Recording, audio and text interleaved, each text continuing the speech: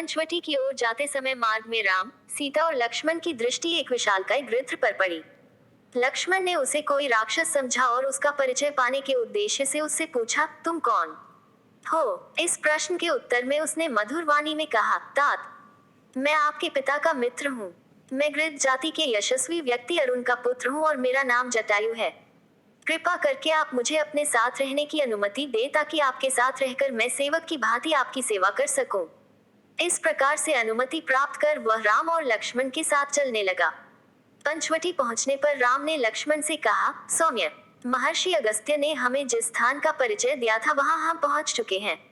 यही पंचवटी प्रदेश है। सामने गोदावरी नदी भी प्रवाहित हो रही है, अतः तुम किसी जलाशय के निकट रमणीय दृश्य वाले योग्य स्थान का चयन करके उस पर आश्रम बनाने की तैयारी करो। लक्ष्मण ने आश्रम बनाने के लिए गोदावरी के तट पर एक स्थान का चयन किया जहां पर पुष्पों से लदे वृक्ष अत्यंत मनोहर प्रतीत हो रहे हैं। वह स्थान चारों तरफ से पुष्पों, गुल्मों तथा लतावल्लरियों से युक्त साल, ताल, तमाल, खजूर, कटहल, जलकदम, तिनिश, पुन्नाग, आम, अशोक तिलक, केड़ा, चंपा, स्यंदन, चंदन, कदम, परनास, लिकुच, धव, अश्वकर्ण, खैरशमी, पलाश आदि वृक्षों से घिरा हुआ था। निकट ही गोदावरी नदी प्रवाहित हो रही थी जिसमें हंस और कारंडव आदि पक्षी विचर रहे थे।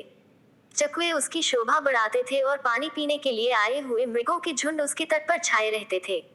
लक्ष्मण ने वहां पर लकड़ियों तथा घास अफूसों की सहायता से शीघ्रतापूर्वक एक कुटिया का निर्माण कर लिया।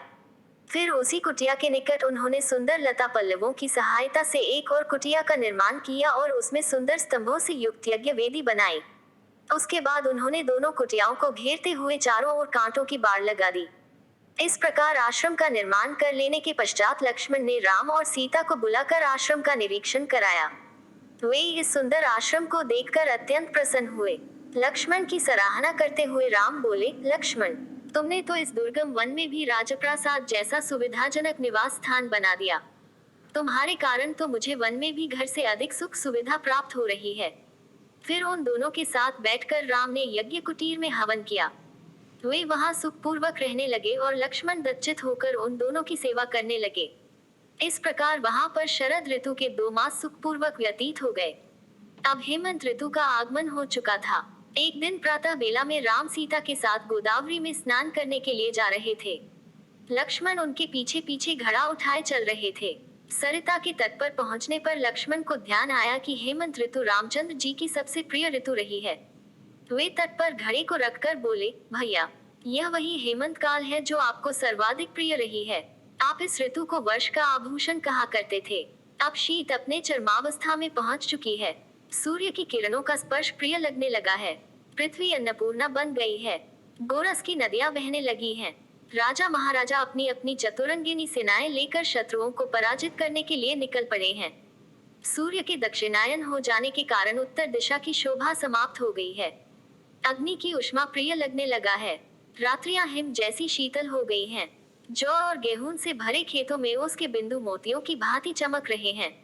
ओस के जल से भीगी हुई रेत पैरों को घायल कर रही है।